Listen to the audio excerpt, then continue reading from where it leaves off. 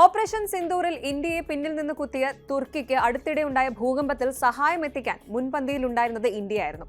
പാകിസ്ഥാനെ പിന്തുണച്ച തുർക്കിയുടെ എർദോഗാന് മാലിദ്വീപിലെ മുയുസുവിന്റെ അവസ്ഥയാകുമോ ഇനി എന്നേ കാണാനുള്ളൂ, അറിയാനുള്ളൂ. 2024 ജനുവരിയിൽ പ്രധാനമന്ത്രി നരേന്ദ്രമോദിയുടെ ലക്ഷദ്വീപ് സന്ദർശനം ഇന്ത്യയിലെ ടൂറിസം മേഖലയിൽ വലിയ കുതിച്ചുചാട്ടം ഉണ്ടാക്കിയിരുന്നു. അദ്ദേഹം ലക്ഷദ്വീപിലെ വെളുത്ത മണലിൽ കൂടി നടക്കുന്നതിന്റെയും സീ ഡൈവ് ചെയ്യുന്നതിന്റെയും ഒക്കെ ചിത്രങ്ങൾ സോഷ്യൽ മീഡിയയിൽ തരംഗമായിരുന്നു. എന്നാൽ പ്രധാനമന്ത്രി നരേന്ദ്രമോദി ഈ ചിത്രങ്ങൾ പങ്കുവച്ചതിന് പിന്നാലെ മാലിദ്വീപിലെ മന്ത്രിമാർ ഉൾപ്പെടെയുള്ള നേതാക്കൾ ഇന്ത്യക്കും പ്രധാനമന്ത്രിക്കുമെതിരെ കടുത്ത വിമർശനവുമായി രംഗത്തെത്തിയിരുന്നു. ഈ ഒരു സംഭവത്തിന് പിന്നാലെ ഇന്ത്യയും മാലിയുമായുള്ള ബന്ധം വഷളാകുകയും ചെയ്തിരുന്നു. പിന്നാലെ മാലിദ്വീപ് ബഹിഷ്കരിക്കണമെന്ന് ഇന്ത്യക്കാർ വ്യാപകമായി ആവശ്യപ്പെട്ടു. പിന്നീട് നടന്നത് ചരിത്രം. ഈസി മൈ ട്രിപ്പ് പോലെയുള്ള ഓൺലൈൻ ട്രാവൽ പ്ലാറ്റ്ഫോമുകൾ മാലിദ്വീപിലേക്കുള്ള ഫ്ലൈറ്റുകൾ, താമസ സൗകര്യങ്ങൾ എന്നിവ മുൻപിൻ നോക്കാതെ റദ്ദാക്കി. മാലിദ്വീപ് ബഹിഷ്കരണമെന്ന് സോഷ്യൽ മീഡിയയിൽ ഉടനീളം ആഹ്വാനമുണ്ടായി. ക്യാമ്പയിനുകൾ നടന്നു. ദിവസങ്ങൾക്കുള്ളിൽ അവിടേക്കുള്ള യാത്രകൾ ഇന്ത്യക്കാർ കൂടുതലായി റദ്ദാക്കി തുടങ്ങി. മാലിദ്വീപിൽ ഏറ്റവും കൂടുതൽ വിനോദസഞ്ചാരികൾ എത്തിയിരുന്നത് ഇന്ത്യയിൽ നിന്നായിരുന്നു. കോവിഡ് വ്യാപന കാലത്ത് 2021 2.91 ലക്ഷവും 2022 2.41 ലക്ഷവും ഇന്ത്യക്കാരാണ് മാലി സന്ദർശിച്ചത്. ബഹിഷ്കരണ ആഹ്വാനം മാലിദ്വീപിന്റെ നടുവൊടിച്ചു എന്ന് വേണം പറയാൻ. മാലിയുടെ സമ്പദ് വ്യവസ്ഥ തകർന്നടിഞ്ഞു. ഇനി മാലിയുടെ അതേ അവസ്ഥ തുർക്കിക്ക് ഉണ്ടാകാമെന്നാണ് നിലവിൽ ചില റിപ്പോർട്ടുകൾ വ്യക്തമാക്കുന്നത്. ഇന്ത്യ തുർക്കി ബന്ധത്തെക്കുറിച്ചുള്ള ചർച്ചകൾ ചൂടുപിടിക്കുകയാണ്. പേൽഗാം ഭീകരാക്രമണത്തിന് ഓപ്പറേഷൻ സിന്ദൂറിലൂടെ ഇന്ത്യ പാകിസ്ഥാന് മറുപടി നൽകിയപ്പോൾ ആയുധങ്ങളും വെടിക്കോപ്പുകളും നൽകി പാകിസ്ഥാനൊപ്പമാണ് തുർക്കി നിലകൊണ്ടത്. ഭൂകമ്പത്തിൽ തകർന്ന തുർക്കിക്ക് സഹായം എത്തിക്കാൻ മുൻപന്തിയിലുണ്ടായിരുന്നത് ഇന്ത്യയായിരുന്നു. അങ്ങനെയുള്ള ഭാരതത്തെ ചതിക്കുകയായിരുന്നു തുർക്കി.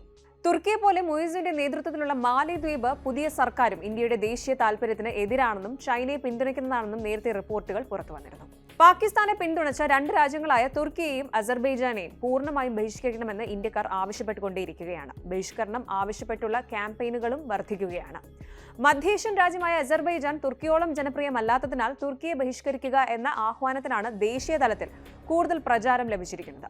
അവസരം ലഭിച്ചാൽ പ്രധാനമന്ത്രി നരേന്ദ്രമോദിയെ പോലും കടുത്ത ഭാഷയിൽ വിമർശിക്കുന്ന പ്രതിപക്ഷത്തെ പ്രമുഖ രാഷ്ട്രീയ നേതാക്കൾ ഉൾപ്പെടെ തുർക്കിക്കെതിരെ രംഗത്തെത്തിയിട്ടുണ്ട്. തുർക്കിയിലെ ഇന്ത്യക്കാരുടെ ഡെസ്റ്റിനേഷൻ വിവാഹങ്ങൾ ഉടൻ നിർത്തിവെക്കാൻ മുൻ കേന്ദ്രമന്ത്രിയും കോൺഗ്രസ് നേതാവുമായ രാജീവ് ശുക്ല ആവശ്യപ്പെട്ടു. ഉദ്ധവ് താക്കറെ പക്ഷം ശിവസേന MP പ്രിയങ്ക ചതുർവേദിയും തുർക്കിയിൽ അവധിക്കാലം ആഘോഷിക്കരുതെന്ന് ആഹ്വാനം ചെയ്തിട്ടുണ്ട്. 2023 2.25 ലക്ഷം ഇന്ത്യക്കാരാണ് തുർക്കി സന്ദർശിച്ചത്. 2024 ഇത് 20% വർദ്ധിച്ച് 3.25 ലക്ഷമായി. ഇക്സിഗോ, ഈസ് മൈ ട്രിപ്പ് ഉൾപ്പെടെയുള്ള ഓൺലൈൻ ട്രാവൽ ബുക്കിംഗ് സൈറ്റുകൾ തുർക്കിയിലേക്കുള്ള ബുക്കിംഗുകൾ നിർത്തിവെച്ചിരിക്കുകയാണ്. എന്തായാലും കാര്യങ്ങൾ ഇവിടെയൊന്നും തീർന്നില്ല. അതായത് ടൂറിസം മേഖലയിൽ മാത്രമായി ഈ ബഹിഷ്കരണങ്ങൾ ഒതുങ്ങിയില്ല എന്ന്. വ്യാപാര വാണിജ്യ രംഗത്തേക്കും അത് വ്യാപിക്കുന്നുണ്ട്. ഇറാൻ, വാഷിംഗ്ടൺ, ന്യൂസിലൻഡ് തുടങ്ങിയ രാജ്യങ്ങളെ ഇന്ത്യൻ വ്യാപാരികൾ കൂടുതലായി ആശ്രയിച്ചു തുടങ്ങിയതോടെ തുർക്കി ആപ്പിളുകൾ ഇന്ത്യൻ വിപണികളിൽ നിന്ന് പൊടുന്നനെ അപ്രത്യക്ഷമായിരിക്കുകയാണ്. മുൻപ് ചില്ലറ വ്യാപാരികൾക്ക് 1000 പെട്ടി ആപ്പിൾ വെച്ചിരുന്നു. എന്നാൽ ഇതിൽ പെട്ടെന്ന് ഇടിവ് സംഭവിച്ചു. കാരണം തേടിയപ്പോൾ ഇനി തുർക്കി ആപ്പിൾ വാങ്ങുന്നില്ലെന്ന് വ്യാപാരികൾ പറഞ്ഞതായി ഒരു ആപ്പിൾ മൊത്തക്കച്ചവടക്കാരൻ പറയുന്നു. തുർക്കിയിൽ നിന്നുള്ള ആപ്പിൾ നിരോധിക്കണമെന്ന് ആപ്പിൾ കർഷകരുടെ സംഘടനയും ആവശ്യപ്പെട്ടിട്ടുണ്ട്. തുർക്കി ആപ്പിൾ വളരെ ജനപ്രിയവും ഉയർന്ന നിലവാരമുള്ളതുമാണ്. ഈ സാമ്പത്തിക വർഷം തുർക്കിയിൽ നിന്ന് ഏകദേശം 1,60,000 ടൺ ആപ്പിളാണ് ഇന്ത്യ ഇറക്കുമതി ചെയ്തിട്ടുള്ളത്.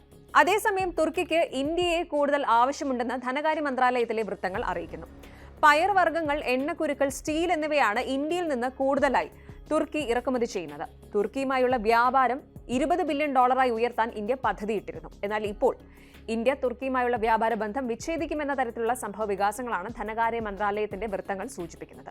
തുർക്കിയുടെ കൈകളിൽ രക്തക്കറയുണ്ടെന്നും യാത്രയ്ക്കായി അവിടം സന്ദർശിക്കണോ വേണ്ടയോ എന്ന് തീരുമാനിക്കേണ്ടത് ജനങ്ങളാണെന്നും ടൂർ ഓപ്പറേറ്റർമാർക്ക് സർക്കാരിൽ നിന്ന് നിർദ്ദേശങ്ങളൊന്നും നൽകിയിട്ടില്ല എന്നും അത് അവരുടെ തീരുമാനത്തിന് വിടുന്നുവെന്നും ഒരു സ്രോതസ് അറിയിച്ചു. തുർക്കി പ്രസിഡന്റ് റജബ് ത്വയ്യിബ് എർദോഗാൻ നേരിടുന്ന ബഹിഷ്കരണ ആഹ്വാനം കണ്ട് മാലിയുടെ മുഹമ്മദ് മുയിസു തന്റെ ഭൂതകാലം ഓർക്കുന്നുണ്ടാവും.